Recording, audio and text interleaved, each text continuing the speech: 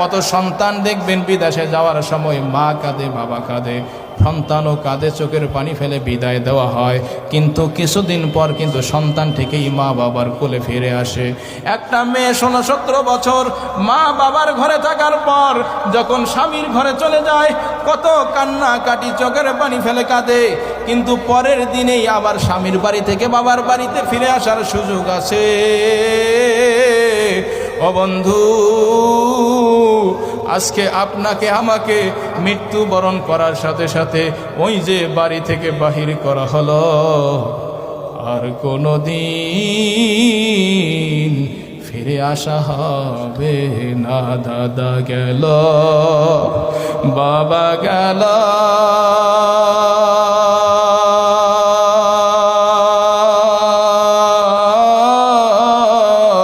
কেউ তো ফিরে এলো না।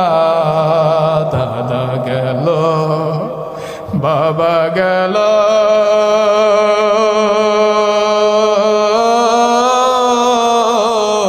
কেউ তো ফিরে এলো না। একই পথে যাব মোরা, কভু ফিরতে পারবো না। এই দুনিয়া ক্ষণস্থায়ী,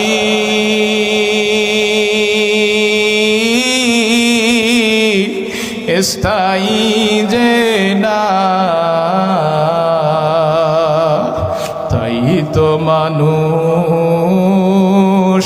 চলে যায় আর তো ফিরে না। তাই তো মোরা চলে যাব, কভু ফিরব না। ও মা বোনেরা, এই দুনিয়া একদিন কিন্তু ছাড়তে হবে রে মা। একদিন আপনারা লাল শাড়ি পরে শ্বশুর বাড়িতে এসেছিলেন গো মা, কত হাসি আনন্দ মানুষের মুখে, কত মানুষ মিষ্টি খাওয়াইছে। আল্লাহ, একদিন কিন্তু ওই শ্বশুর বাড়ি থেকে, স্বামীর বাড়ি থেকে সাদা শাড়ি পরে তোমাকে বিদায় নিতে হবে। লাল শাড়ি পরে তুমি আসলে শ্বশুর বাড়ি, যেতে হবে একদিন তোমার।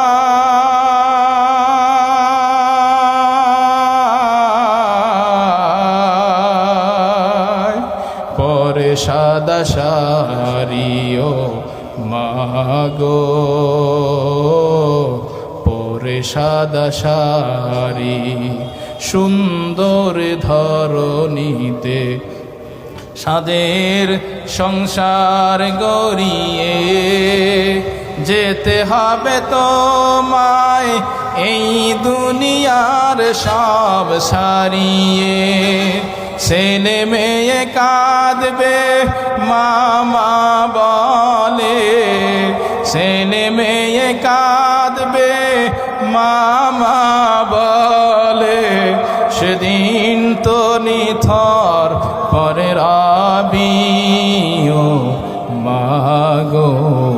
পরে সাদা শাড়ি, লাল শাড়ি পরে তুমি আসিলে শ্বশুর বাড়ি, যেতে হবে একদিন তোমার।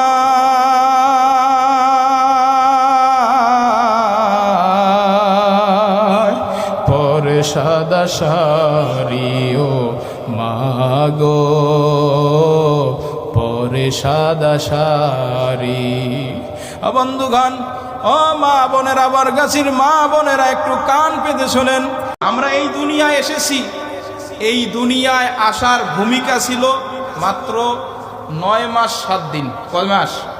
9 মাস 7 দিন। মানে মায়ের পেটে একটা সন্তান পরিপূর্ণ থাকে হলো 9 মাস 7 দিন। আমাদের কাছে একটা কথা আছে 10 মাস 10 দিন। আসলে মেডিকেল সায়েন্স বলে যে আসলে বিষয়টা এমন না, বিষয়টা হলো 9 মাস 7 দিন, এর কম বেশি কম হতে পারে, বেশি তো বেশি 7 দিন, এটা মেডিকেল সায়েন্স বলে, এরপরও কম বেশি হতে পারে। তো দুনিয়ায় আসার পিছনে আমরা ভূমিকা ছিল 9 মাস 7 দিন, ধরলাম না 10 মাস 10 দিন। কিন্তু এই সামান্য ভূমিকা করে আমি দুনিয়া আসলাম। দুনিয়া আসার পর আমার হায়াত কতদিন? 60 থেকে 70 বছর। আল্লাহ রাসূল সাল্লাল্লাহু আলাইহি ওয়াসাল্লাম এই হাদিসে বলেছেন, এক হাদিসে বলেছেন আমার উম্মতের বয়স হলো 60 থেকে 70। অথচ পূর্বের যুগের অনেক নবী রাসূলগণ তার উম্মতগণ 1000 বছর পর্যন্ত হায়াত পাইত। কোন কোন নবী রাসূলের উম্মত 500 বছর পর্যন্ত হায়াত পাইত। কোন কোন নবী রাসূলের উম্মত 200-300 বছর পর্যন্ত হায়াত পাইত। আল্লাহর রাসূল বলেন আমার উম্মতের বয়স হলো 60 থেকে 70। স্বয়ং আপনার আমার রাসূল বেঁচে ছিলেন কয় বছর? 63 বছর। আপনার আমার রাসূল 63 বছর বেঁচে ছিলেন। আবু বকর সিদ্দিক রাদিয়াল্লাহু তাআলা আনহু 63 বছর বেঁচে ছিলেন। ওমর রাদিয়াল্লাহু তাআলা আনহু 64 বা একটু বেশি বছর বেঁচে ছিলেন। এই তো হায়াত। আপনার আল্লাহর রাসূল বলেন আমার উম্মতের হায়াত হলো 60 থেকে 70। এই জিন্দেগীর ভূমিকা ছিল মাত্র 9 মাস 7 দিন। কিন্তু আপনার আমার জিন্দেগী, পরকালীন জিন্দেগী, এই দুনিয়া থেকে চলে যাওয়ার পরে যেই জিন্দেগী শুরু হয়ে যাবে, ওই জিন্দেগীটার ভূমিকা হবে 1,20,000 বছর। কয় বছর? 1,20,000 বছর। আল্লাহু আকবার। এটা হলো ওই জিন্দেগীর সূচনা, ভূমিকা। তাহলে যেই জিন্দেগীর ভূমিকা হবে 1,20,000 বছর, কয় এটা কেমন করে হয়? কয় সর্বশেষ যেই ব্যক্তিটা দুনিয়া থেকে চলে যাবে ওই ব্যক্তিকে কমপক্ষে 40,000 বছর আলমে বরজাখের জগতে থাকতে হবে। এরপরে কিয়ামতের ময়দান কায়েম হবে, ওখানে 50,000 বছর থাকতে হবে। 50 আর 40 কত হয়? 90 বছর।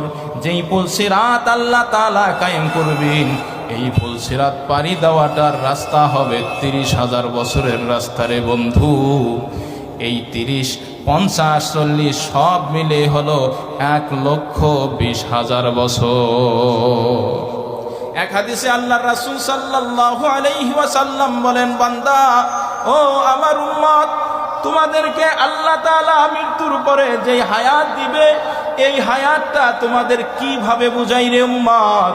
শোনো শোনো, মহাসমুদ্র যে তোমরা দেখো, এই সমুদ্রের মধ্যে একটা আঙ্গুল তুমি ঢুকে দাও, আঙ্গুল তুলো, দেখো তো ওই আঙ্গুলের মাথায় কতটুকু পানি ওঠে।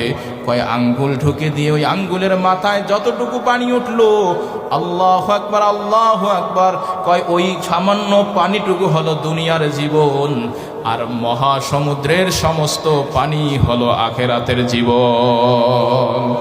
জোরে বলি সুবহানাল্লাহ। তাহলে আপনার আমার দুনিয়ার জীবন একেবারে নগণ্য, আখিরাতের জীবন হলো স্থায়ী।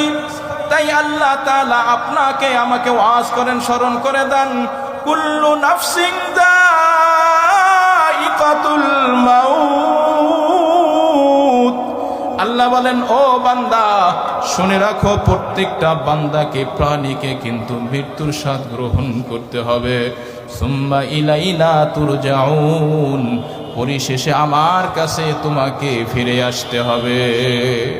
আজকে আপনি আমি মৃত্যুকে ভুলে যাই, আবার যারা মৃত্যুকে বিশ্বাস করি, তারা মৃত্যুকে এমনভাবে বিশ্বাস করি এটা একটা মামুলি বিষয় হয়ে গেছে। মৃত্যু থেকে আমরা কোনো শিক্ষা গ্রহণ করি না, ঠিক না বেঠি? দুনিয়াতে যতগুলো ধর্ম বর্ণের লোক আছে, বলা হয় এই পৃথিবীতে প্রায় 10,000 ধর্ম আছে। কয় হাজার? 10,000 ধর্ম। আর কিছু মানুষ আছে তাদের কোনো ধর্মকর্মই নাই, এরা হলো নাস্তিক, আল্লাহকেই বিশ্বাস করে না। 10,000 ধর্মের অনুসারী এবং নাস্তিকরা সবাই মিলে কোরআনকে বিশ্বাস না করলেও, আল্লাহকে বিশ্বাস না করলেও, রাসূলকে না মেনে নিলেও প্রত্যেকেই মৃত্যুকে বিশ্বাস করে কি করে না? মৃত্যুকে বিশ্বাস করে না? প্রত্যেকেই মরণকে বিশ্বাস করে কি করে না? প্রত্যেকেই কিন্তু মৃত্যুকে বিশ্বাস করে। কারণ এটা তো জাজিল্যমান, চোখের সামনে দেখা যায় যে মরণ হচ্ছে, অহরহ মানুষ চলে যাচ্ছে, আসার সিরিয়াল আছে, যাওয়ার কোনো সিরিয়াল, যাওয়ার কোনো সিরিয়াল, জোরে বলেন না, যাওয়ার কোনো সিরিয়াল। আল্লাহু আকবার। কিন্তু দুঃখ হলো এখানে অন্যান্য ধর্মাবলম্বী লোকেরা যারা মৃত্যুকে বিশ্বাস করে, যেভাবে বিশ্বাস করে আপনি আমি মৃত্যুকে কিন্তু ওইভাবে বিশ্বাস করি। পয়েন্টটা খুব ভালো করে বুঝেন, একটু ব্রেনকে এই সময় দুনিয়ার সমস্ত চিন্তা থেকে খালি করে বোঝার চেষ্টা করেন গো বন্ধু। আমি একটু আপনাদের ব্রেনের মধ্যে একটা চিন্তা ঢুকে দেওয়ার চেষ্টা করতেছি। আল্লাহ যেন আমাকেও এই কথাগুলো আমল করার তৌফিক দান করেন, বলেন আমিন। প্রত্যেকটা ধর্মের লোক মৃত্যুকে বিশ্বাস করে ঠিকই, কিন্তু মৃত্যুর প্রতি বিশ্বাসের মধ্যে তাদের ধারণা এতটুকু, জন্মেছি একদিন মৃত্যু হবে, দুনিয়া থেকে চলে যাব, শেষ, এতটুকুই শেষ। এতটুকু যদি আপনি আমি মুসলমান হওয়ার পরেও যদি বিশ্বাস করি এতটুকুই, এই মৃত্যু কিন্তু মৃত্যুর সম্পর্কে এই বিশ্বাসটা পূর্ণাঙ্গ ঈমান হবে না।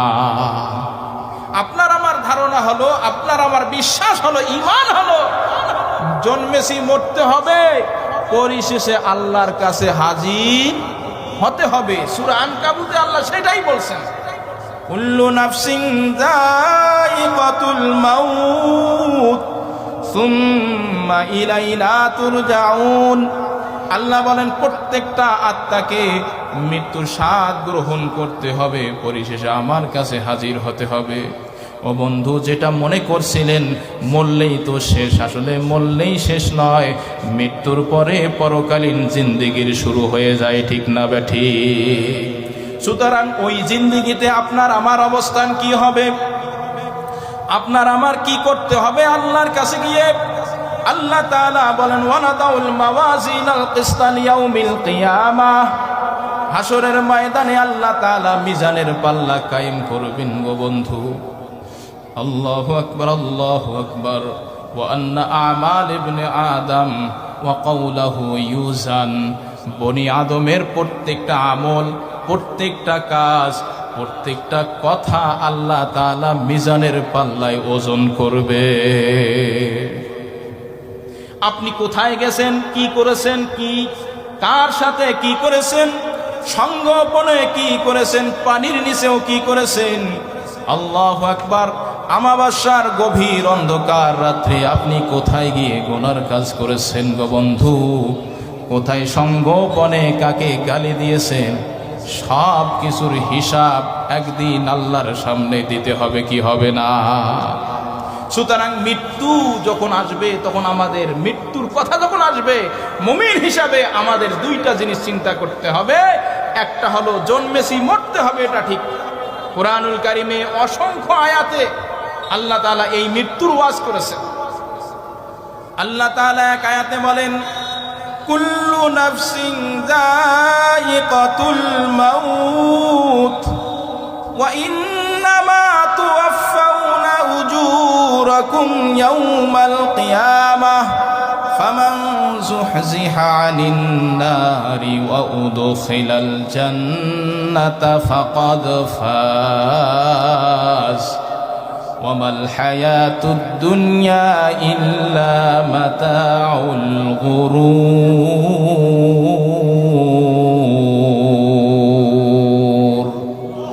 আল্লাহ রাব্বুল আলামিন বলেন, প্রত্যেকটা আত্মাকে মৃত্যুর স্বাদ গ্রহণ করতে হবে। সুম্মা তুওয়াফাউনা উজুরাকুম ইয়াউমাল কিয়ামা। বান্দারে, কিয়ামতের ময়দানে তোমাকে কিন্তু পরিপূর্ণ হিসাব তোমার করা হবে, প্রতিদান কিন্তু পূর্ণাঙ্গ রূপে দেওয়া হবে। ফামান যুহজিহা আনিন নারি ওয়া উদখিলাল জান্নাতা ফাকাদ ফাজ। যেই ব্যক্তি হিসাব দিয়ে জাহান্নাম থেকে বেঁচে জান্নাতে প্রবেশ করতে পারলো, আল্লাহ রাব্বুল আলামিন বলেন ওই ব্যক্তি পরিপূর্ণ সফল কাম হয়ে গেল। জোরে বলি সুবহানাল্লাহ।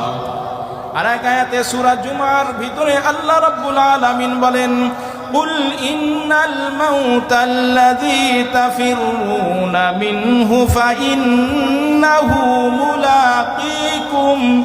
আল্লাহ তাআলা বলেন, বান্দারে, তুমি মৃত্যু থেকে যত দূরে পালাও, মৃত্যু কিন্তু তোমাকে আলিঙ্গন করবে, মৃত্যু কিন্তু তোমাকে সাক্ষাৎ করবেই না করবে। আল্লাহ তাআলা সূরা নিসার ভিতরে আরো আয়াতে আবারও মৃত্যুর ওয়াজ করেন আইনামা তাকুনু ইউদরিকুমুল মাউত ওয়ালাউ কুনতুম ফি বুরুজিম মুশাইয়্যিদা। আল্লাহ রাব্বুল আলামিন বলেন, বান্দারে আল্লাহ আল্লাহ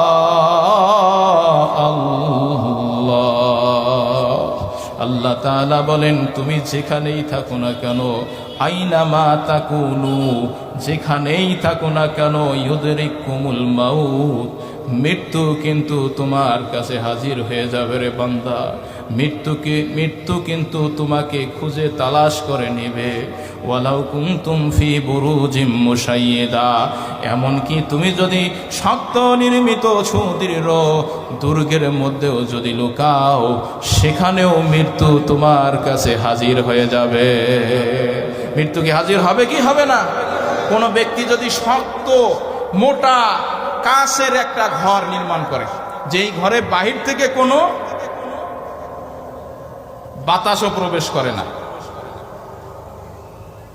আগেই আপনার অক্সিজেন ভিতরে ঢুকাইছে যাতে 100 বছর চলতে পারে, এরকম 100 বছরের অক্সিজেন মজুদ করে এমন একটা কাঁচের ঘর, গ্লাসের ঘর নির্মাণ করছে, বাহির থেকে কোনো বাতাসও প্রবেশ করার ক্ষমতা নাই। বলেন তো, এই ব্যক্তি যদি 100 বছরের অক্সিজেন নিয়ে এ ধরনের সুদৃঢ় মজবুত একটা ঘরের মধ্যে প্রবেশ করে, আর আল্লাহ যদি 50 বছর আগে তার মৃত্যু রাখে, তাহলে ওই ব্যক্তি 100 বছরের প্রস্তুতি নিয়ে কাছের ঘরে প্রবেশ করলেও 50 বছর আগে যদি আল্লাহ মৃত্যু তার লেখে রাখে, বলেন 50 বছর আগে তার মরণ হবে কি হবে না? হবে তো, মৃত্যু হবে। আল্লাহ রাব্বুল আলামিন সূরা আলে ইমরানের ভিতরে আরাকাতে আরো স্পষ্ট করে বলেন, কুল্লাউ কুনতুম ফি বুয়ুতিকুম লাবারাজাল্লাযীনা কুতিবা আলাইহিমুল কতলু ইলা মাদাজিইহিম। আল্লাহ রাব্বুল আলামিন বলেন, তোমরা যদি তোমার ঘরের মধ্যে অবস্থান করো। ও বন্ধু, এই আয়াতের শানে নজুল হলো উহুদ যুদ্ধের সময়। আল্লাহু আকবার, আল্লাহু আকবার, যুদ্ধের দামামা বেজে গেল। বিশ্বনবী মুহাম্মদ সাল্লাল্লাহু আলাইহি ওয়াসাল্লাম সাহাবীদের নিয়ে পরামর্শ করলেন, এক পর্যায়ে সিদ্ধান্ত নিয়ে নিলেন যুদ্ধ করবেই না করবে। আল্লাহু আকবার। এদিকে মুনাফিকরা ছিল, আব্দুল্লাহ বিন উবাই ইবনে সুলুল মুনাফিক সর্দার, তারাও প্রাথমিকভাবে রাজি ছিল, কিন্তু মনে মনে কানাঘুষা করে কেমনে করে আমরা যুদ্ধে শরীক হই। আসলে এরা তো মুসলমান ছিল না, ছিল মুনাফিক, ঠিক না ব্যাঠি?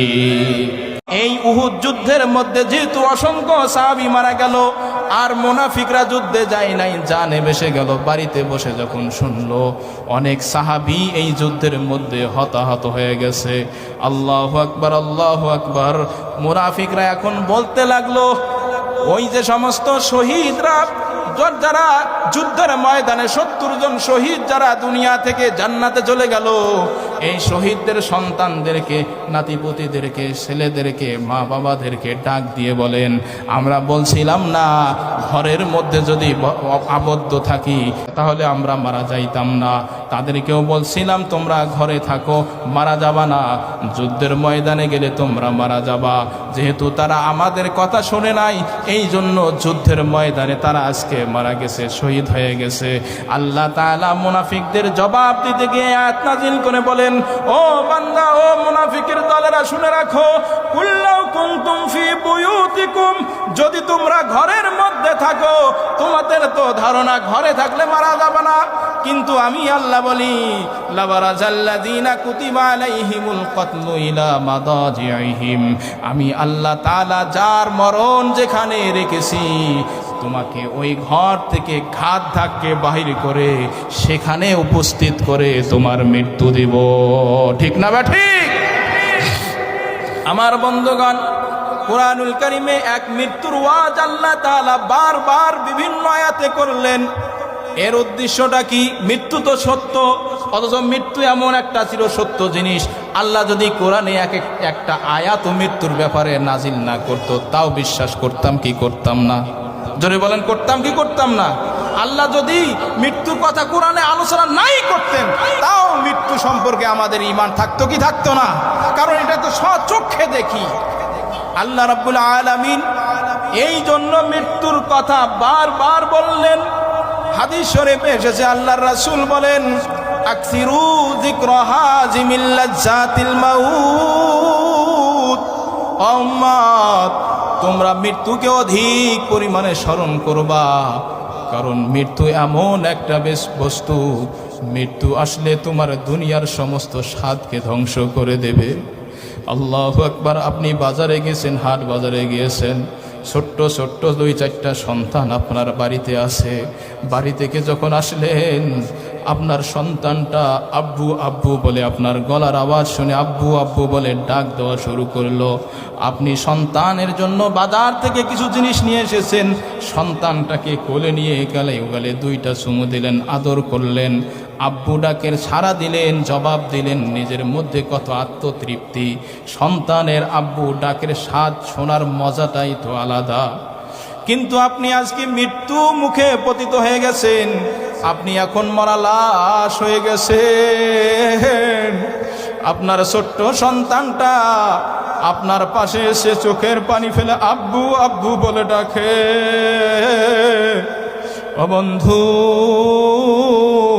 ওই যে বাজার থেকে বাড়িতে এসে সন্তানের ডাকে জবাব দিয়ে কত মজা পাইছিলে, আজকে সন্তানরা চোখের পানি ফেলে তোমাকে আব্বু আব্বু বলে ডাকে। আজকে সন্তানের চোখের পানি ফেলা দরদ মাখা ডাকের জবাব কিন্তু আপনি দিতে পারেন না। কেন? আল্লাহর রাসূল বলেন, মৃত্যু তো দুনিয়ার স্বাদকে ধ্বংস করে দেয়। আজকে মৃত্যু আপনার সন্তানের ডাক শোনার স্বাদ শেষ করে দিল। আল্লাহু আকবার। যেই বাড়িকে এত বেশি পছন্দ করেন, এত বেশি ভালোবাসেন, 2-3 দিন বাড়ির বাহিরে থাকলে আর মন থাকে না, বারবার বাড়ির দিকে মন ছুটে আসে। আল্লাহু আকবার, আল্লাহু আকবার। এমনকি আপনি যদি শ্বশুর বাড়িতেও যান, বলা হয় শ্বশুর বাড়ি মধুর হাড়ি। শ্বশুর বাড়িতেও গেলেন, ওই শ্বশুর বাড়িতেও কিন্তু 2-3 দিনের বেশি মন টেকে না, বারবার আপনার বাড়ির দিকে, আসল বাড়ির দিকে আসতে মন চাই রে বন্ধু। আল্লাহু আকবার, আল্লাহু আকবার। এটা শুধু আপনার নয়, আপনার আমার রাসূলেরও ছিল। যখন বিশ্বনবীকে আল্লাহ নির্দেশ দিলেন, আর জুলুম নির্যাতন সহ্য হয় না, আপনি এখন মক্কা থেকে মদিনায় হিজরত করেন। আল্লাহর রাসূল মক্কা থেকে মদিনায় হিজরত করতেছিল, আর বারবার মক্কার দিকে ফিরে ফিরে তাকাইছিল, জন্মভূমির দিকে বারবার ফিরে ফিরে তাকাইছিল। ও বন্ধু, জন্মভূমির একটা টানে আলাদা থাকে। আল্লাহু আকবার। যেই বাড়িকে আপনি এত কষ্ট করে করলেন, যেই বাড়ির মহাব্বত এত বেশি, ও বন্ধু, আজকে আপনি মরা লাশ। আল্লাহ আল্লাহ আল্লাহ আল্লাহ। এখন কিন্তু আপনার সন্তানটা আপনাকে আর ঘরে রাখতে চায় না, আপনার স্ত্রীও আর আপনাকে ঘরে রাখতে চায় না। কত ব্যক্তিকে দেখলাম রাত 2টা-3টায় মারা গেছে, ওই 2টা-3টার সময়ও সন্তানরা লাশটাকে আর ঘরে রাখে নাই, ঘর থেকে বাহির করে মসজিদ থেকে খাটলিয়ে নিয়ে এসে ঘরের বাহিরে রাখছে। আল্লাহু আকবার। আল্লাহর রাসূল বলেন, ওই মৃত্যুকে অধিক পরিমাণে স্মরণ করো, যেই মৃত্যু তোমার দুনিয়ার সমস্ত স্বাদকে ধ্বংস করে দেয়। আজকে মৃত্যু আসার কারণে বাড়িতে থাকার স্বাদ কিন্তু শেষ হয়ে গেল রে বন্ধু। কত নামি দামি পোশাকের অহংকার বাহাদুরি আপনার আমার, আজকে মৃত্যু যখন আসবে, আল্লাহু আকবার, সঙ্গে সঙ্গে আপনার গায়ের পোশাকগুলো খুলিয়ে নেওয়া হবে। আল্লাহু আকবার, আল্লাহু আকবার। আল্লাহর রাসূল বলেন, ওই মৃত্যুকে অধিক পরিমাণে স্মরণ করো, যেই মৃত্যু দুনিয়ার সমস্ত স্বাদকে ধ্বংস করে দেয়। আল্লাহ আল্লাহ আল্লাহ। ও যুবক ভাই, আপনার আমার মতো কত যুবক এই দুনিয়া থেকে বুড়া হওয়ার আগেই মারা গেল। কত যুবক হুন্ডা অ্যাক্সিডেন্ট করে মারা গেল রে ভাই। আপনি আমি যদি, আল্লাহু আকবার আল্লাহু আকবার, আপনি আমি যদি যুবক বয়সে ইবাদত না করে আমল না করে মারা যাই, বলো তো আপনার আমার কবরে কি অবস্থা হয়ে যাবে। আল্লাহ আল্লাহ আল্লাহ। এই জন্য আল্লাহ রাব্বুল আলামিন কোরআনুল কারিমে বারবার মৃত্যুর ওয়াজ করলেন, বান্দা মৃত্যুর কথা অধিক পরিমাণে স্মরণ করো, কারণ মৃত্যু এমন একটা চির সত্য বস্তু, যেই মৃত্যুটা আসলে দুনিয়ার সমস্ত স্বাদ কিন্তু ধ্বংস হয়ে যাবে। দুনিয়ার কোনো রং তামাশার চলবে না। মহিলারা মারা যাওয়ার সাথে সাথে তার গহনা অলংকারগুলো খুলিয়ে নেওয়া হবে।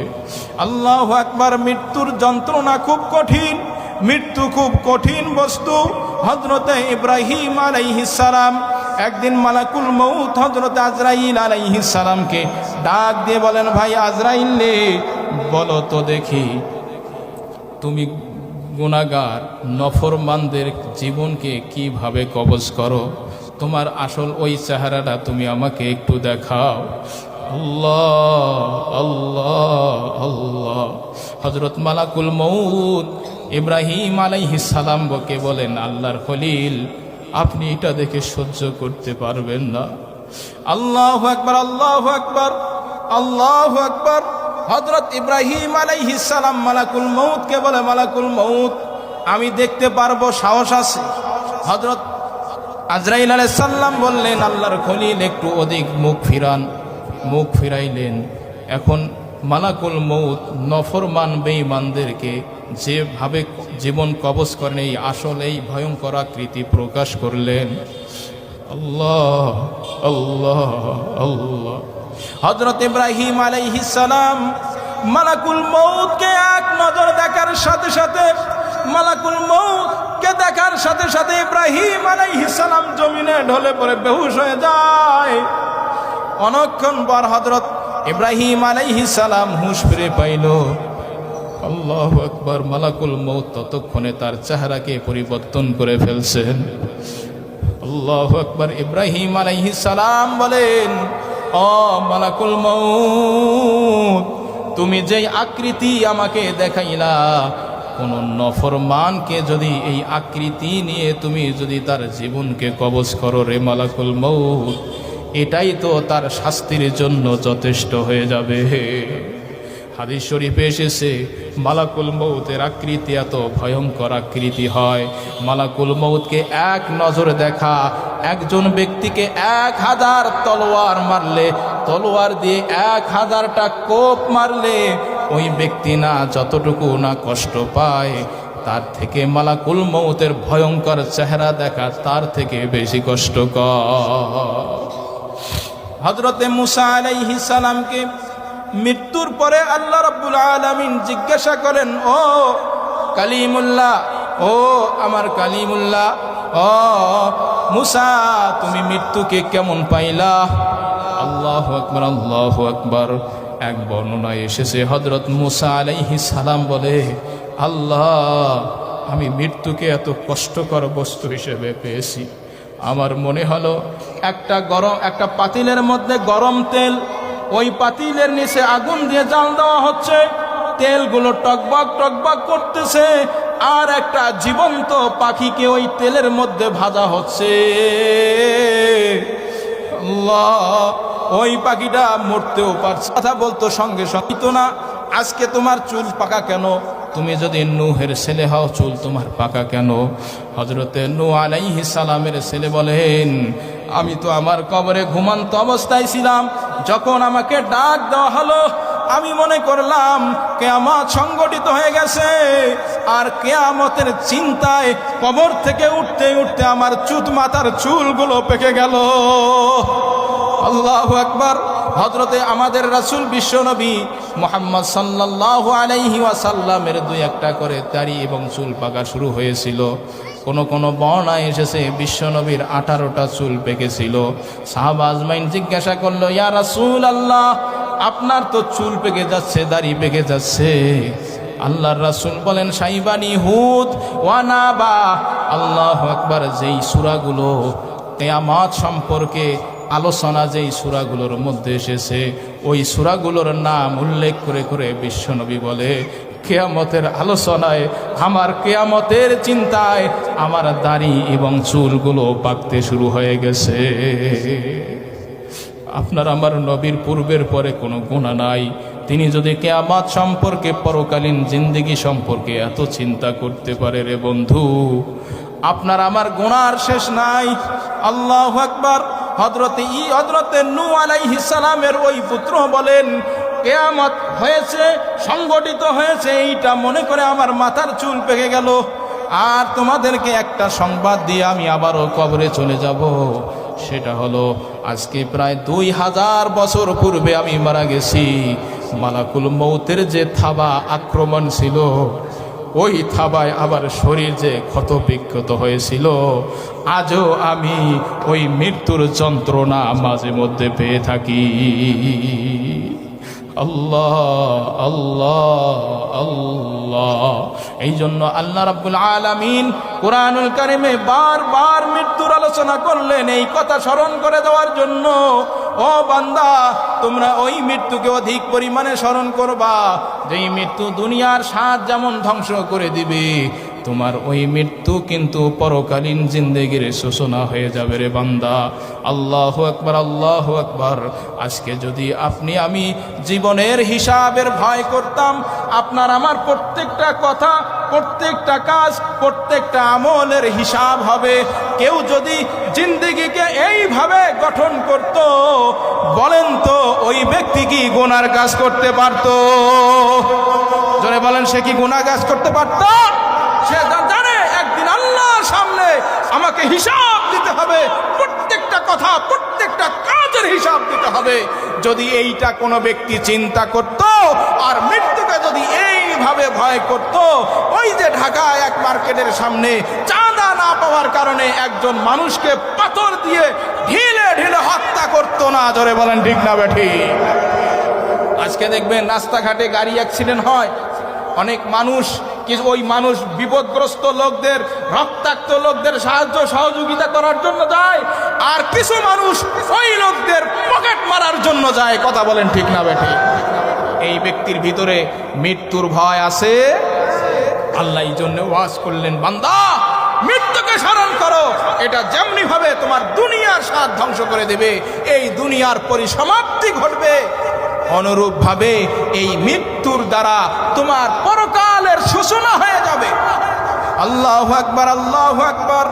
কুরআনুল কারীমে আল্লাহ রাব্বুল আলামিন বলেন, মানুষ যখন মারা যাবে মানুষরা দুই ভাগে বিভক্ত হয়ে যাবে। এক আয়াতে আল্লাহ বলেন ফারিকুম ফিল জান্নাতি ওয়া ফারিকুম ফিস সাঈর, এক দল হবে জান্নাতি আর এক দল হবে জাহান্নামী। আর এক আয়াতে আল্লাহ তাআলা বলেন এক দল হবে ডানপন্থী আর এক দল হবে বামপন্থী। আরে দুনিয়াতে কোনো দল উপদলের শেষ নাই, বিভক্তির কোনো শেষ নাই, কিন্তু হাসরের ময়দানে এতগুলো বিভক্তি থাকবে না, ভাগ থাকবে দুইটা। এক ভাগের নাম হলো ডানপন্থী আর এক ভাগের নাম হলো বামপন্থী। যারা ডানপন্থী হবে তাদেরকে আল্লাহ তাআলা সহজ হিসাব নিয়ে এই সমস্ত ব্যক্তিদেরকে জান্নাতে দাখিল করবেন। জোরে বলি সুবহানাল্লাহ। ওয়া আম্মা মান উতিয়া কিতাবাহু বিয়ামিনিহি ফায়াকুলু হাউম ইকরাউ কিতাবিয়া ইন্নী জানানতু আন্নী মুলাকিন হিসাবিয়া ফাহুয়া ফি ঈশাতির রাদিয়া ফি জান্নাতিন আলিয়া কুতুফুহা দানিয়া। আল্লাহু আকবার, আল্লাহু আকবার। আল্লাহ তাআলা বলেন যাদের আমলনামা ডান হাতে দেওয়া হবে, আল্লাহু আকবার, সে তো সুন্দর সুন্দর আমল করবে রে বন্ধু। কুরআনুল কারীমে আর আয়াতে আল্লাহ বলেন ওয়া আম্মা মান উতিয়া কিতাবাহু বিয়ামিনিহি ফাসাউফা ইউহাসাবু হিসাবান ইয়াসীরা, যাদের আমলনামা ডান হাতে দেওয়া হবে তাদের হিসাবকে আল্লাহ তাআলা সহজ করবেন, সহজ হিসাব নেবেন। আল্লাহ আল্লাহ আল্লাহ। সহজ হিসাব মানে সহজ হিসাবটা কি? আল্লাহ তাআলা ফেরেশতাদেরকে বলবেন, ও ফেরেশতারা, আমার বান্দার আমলনামা উল্টাও। আমলনামা উল্টাবে, দেখবে যে কিছু সওয়াব কিছু গুনাহ। আল্লাহ বলবেন, যাও, আমার বান্দার গুনাহগুলো মাফ করে দিলাম। জোরে বলি সুবহানাল্লাহ।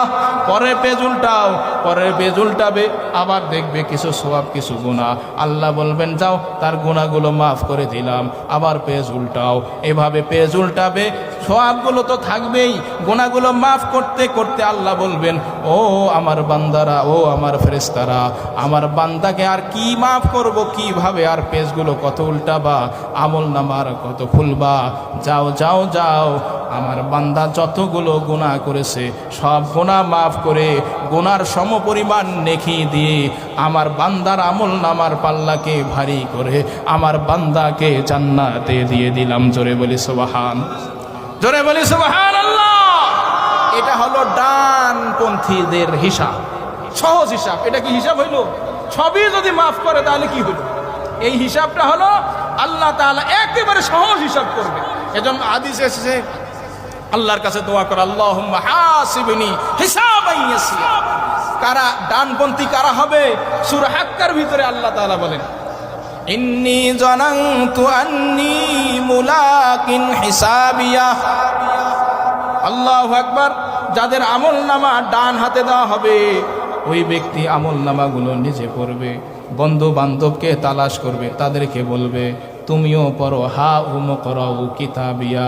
দেখো দেখো আমি কত সুন্দর আমলনামা করেছি, আমল করেছি, 5 ওয়াক্ত নামাজ পড়েছি, মানুষকে কষ্ট দেই নাই, মানুষকে ধোকায় ফেলি নাই, ওজনে কম দেই নাই, 2 নম্বরই করি নাই, মিথ্যা কথা বলি নাই, গীবত শিকায়েত করি নাই, জেনা বেবিচার করি নাই, যা করেছি সব ভালো কাজ করেছি, ভালো আমল করেছি। দেখো দেখো আমি কত সুন্দর সুন্দর আমল করেছি, আমি পড়লাম, তুমিও পড়ো। এইভাবে দুনিয়াতে যেমন কোনো ব্যক্তি ফার্স্ট ক্লাস ফার্স্ট হইলে, A+ পাইলে, গোল্ডেন A+ পাইলে, বন্ধু বান্ধবকে তালাশ করে ফোন দেয়, তাদেরকে জানিয়ে দেয়, দেখো দেখো আমি সুন্দর রেজাল্ট করেছি। ও বন্ধু, হাসরের ময়দানে ওই ব্যক্তি তাদের আমলনামা ডান হাতে দেওয়া হবে। আল্লাহু আকবার। ওয়াজুহুই ইয়াউমাইযিন নাযিরা।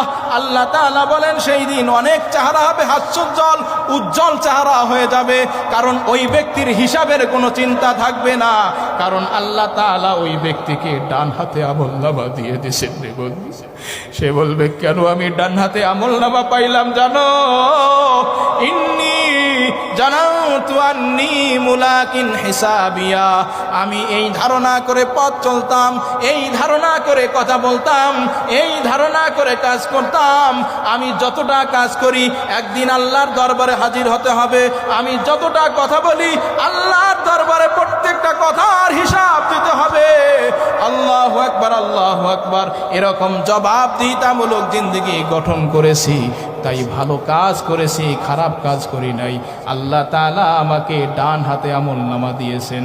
আল্লাহ তাআলা বলেন, ডানপন্থীরা স্বাচ্ছন্দ্যে সুউচ্চ জান্নাতে, জান্নাতে তারা বসবাস করতে থাকবে, যেই জান্নাতের সমস্ত কিছু ওই বান্দার আয়ত্তে দিয়ে দেওয়া হবে। জোরে বলি সুবহানাল্লাহ। এমনকি গাছ পর্যন্ত ওই জান্নাতের কথা শোনে। জান্নাতীরা জান্নাতে ঘুরবে, প্রথম যাকে সব থেকে ছোট্ট জান্নাত দেওয়া হবে, এই জান্নাতটা হবে 10টা দুনিয়ার সমান। কয় দুনিয়ার সমান ভাই? 10 দুনিয়ার সমান। দেখেন, আজকে একটা ইউনিয়নের চেয়ারম্যান হওয়ার জন্য, একটা ওয়ার্ডের মেম্বার হওয়ার জন্য কত পরিশ্রম করে, কত কাজ, কত চেষ্টা, কত মানুষকে, হিন্দুকেও সালাম দেয়, হ্যাঁ ঠিক না বে ঠিক? মন্দিরে গিয়েও প্রণাম করে, ঠিক না বে ঠিক? আল্লাহু আকবার। মাত্র কয়দিন, কতটুকু জায়গা, কয়েকটা ইউনিয়নের চেয়ারম্যান, একটা থানা বা একটা আসনের MP হওয়ার জন্য তার চেষ্টা প্রচেষ্টা, রাত্রে ঘুম নাই, কোটি কোটি টাকা খরচ করে, তাও কয়দিন, যতদিন বেঁচে থাকবে অতদিন না, কয় না, মাত্র 5 বছরের জন্য, ঠিক না বে ঠিক? আর আল্লাহ তাআলা যেই বান্দাকে সব থেকে ছোট্ট জান্নাত দিবেন, এই জান্নাতটা হবে 10 দুনিয়ার সমান। জোরে বলি সুবহানাল্লাহ। ওই জান্নাতটা হবে 10 দুনিয়ার সমান। ওই জান্নাতি হবে ওই 10 দুনিয়ার সমান পরিমাণ জান্নাতের বাদশা। জোরে বলি সুবহানাল্লাহ। এমন বাদশাহী ওই জান্নাতের বাতাস ওই ব্যক্তির কথা শোনে। সুবহানাল্লাহ। ওই ব্যক্তির ভাষা, মনের ভাষাও গাছ বোঝে।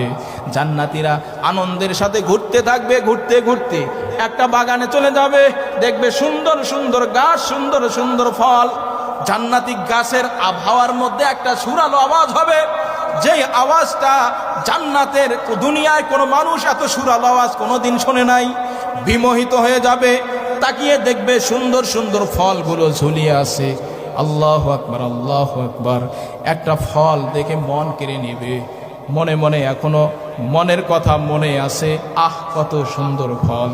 এই কথাটা, মনের কথা মনে ব্যক্ত করতেই জান্নাতের গাছের ফল ওই জান্নাতি ব্যক্তির ভাষা বুঝে নেবে। জোরে বলি সুবহানাল্লাহ। জান্নাতের গাছটা, গাছের ডালগুলো আস্তে আস্তে সামনের দিকে অগ্রসর হয়ে ঝুলিয়ে ওই ব্যক্তির হাত দিয়ে ধরা লাগবে না, ফলটা আস্তে করে ছিঁড়ে ওই জান্নাতি ব্যক্তির মুখের কাছে হাজির হয়ে যাবে। জোরে বলি সুবহানাল্লাহ। ও বন্ধু, জান্নাতটা এত শান্তির জায়গা, এত শান্তির জায়গা, এটা কি এত সহজে পাওয়া যাবে নাকি? আপনি আমি নামাজও পড়ি না, রোজাও করি না, সুন্নাতের ধার ধারি না, মেয়েরা পর্দা ঠিক মতো ব্যক্তিদেরকে বন্দী করে রাখো। ও মা বোনেরা, আল্লাহু আকবার, আল্লাহু আকবার। এই জাহান্নাম কিন্তু প্রস্তুত হয়ে আছে। কেন, কাদের জন্য এই জাহান্নাম? আল্লাহু আকবার। আল্লাহ রাব্বুল আলামিন সূরা নাবার ভিতরে বলেন, ইন্নাহুম কানু লা ইয়ারজুনা হিসাবা। কেন এদের জন্য জাহান্নাম? কয় তারা একদিন আল্লাহর দরবারে হিসাব দিতে হবে, এইটা তারা বিশ্বাস করতো না, এটা তারা মানতো না। বলে জন্মেছি মরতে হবে, মরলেই শেষ, এই কথার উপরে অটল ছিল।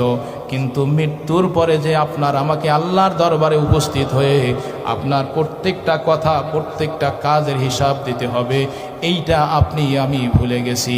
এই জন্য আমার এই আলোচনা থেকে আমি এই মেসেজটা দিতে চাই, মৃত্যু আমাদেরকে দুইটা বিষয় মনে করিয়ে দেয়।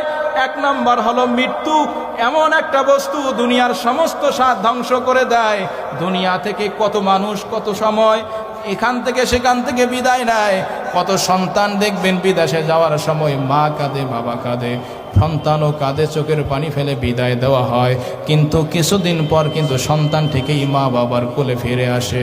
একটা মেয়ে 16-17 বছর মা বাবার ঘরে থাকার পর যখন স্বামীর ঘরে চলে যায়, কত কান্না কাটি, চোখের পানি ফেলে কাঁদে, কিন্তু পরের দিনেই আবার স্বামীর বাড়ি থেকে বাবার বাড়িতে ফিরে আসার সুযোগ আছে। ও বন্ধু,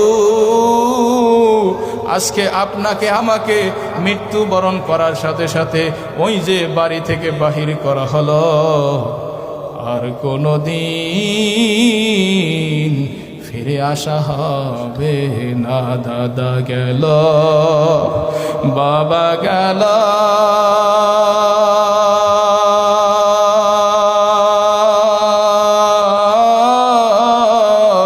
কেউ তো ফিরে এলো না।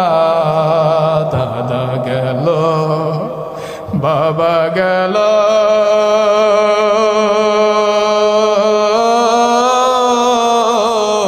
কেউ তো ফিরে এলো না। একই পথে যাব মোরা, কভু ফিরতে পারবো না। এই দুনিয়া ক্ষণস্থায়ী,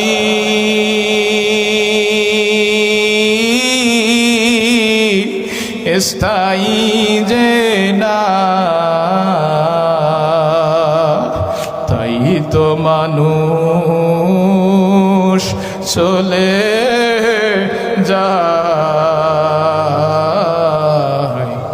আর তো ফিরে না। তাই তো মোরা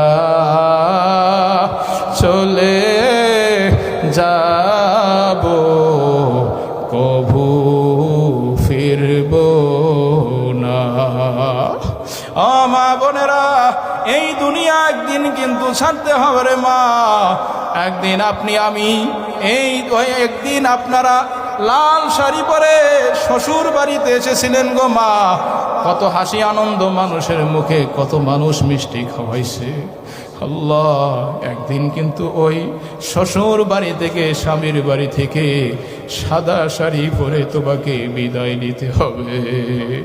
লাল শাড়ি পরে তুমি আসলে শ্বশুর বাড়ি, যেতে হবে একদিন তোমার।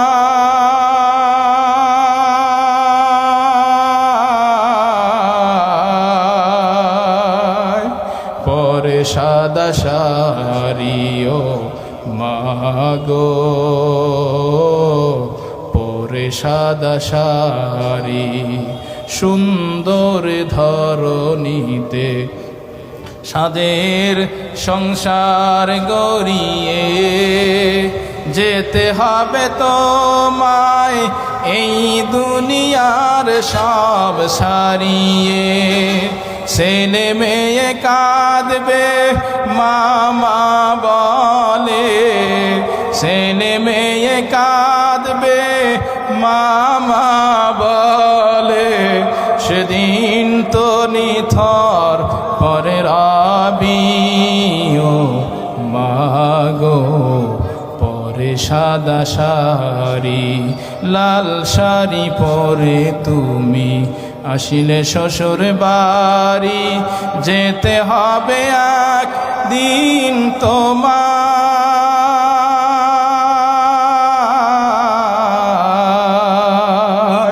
পরে সাদা শাড়িও মাগো, পরে সাদা শাড়ি।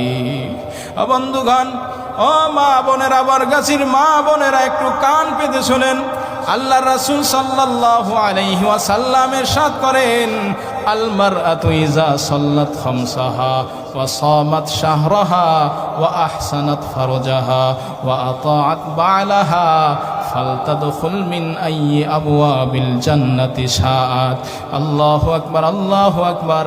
আল্লাহর রাসূল বলেন, কোন নারী যদি চারটা কাজ করে, চারটা আমল করে, ইজা সাল্লাত খামসাহা, 5 ওয়াক্ত নামাজ পড়বে, ওয়া সামাত শাহরাহা, রমজান মাসে রোজা রাখবে, ওয়া আহসানাত ফারজাহা, সতীত্বের হেফাজত করবে, ওয়া আতাআত বা'লাহা, আল্লাহু আকবার, স্বামীর কথা মতো চলবে, স্বামীর আনুগত্য হয়ে যাবে, স্বামীর সন্তুষ্টি তালাশ করবে। কোন মা যদি এই চারটা আমল করতে পারে, আল্লাহর রাসূল বলেন ওই নারীর জন্য জান্নাতের 8টা দরজা উন্মুক্ত করা হবে। জোরে বলি সুবহানাল্লাহ, জোরে বলি সুবহানাল্লাহ। তাহলে মহিলাদের জন্য জান্নাতে যাওয়া সহজ না কঠিন? জান্নাতে যাওয়া সহজ।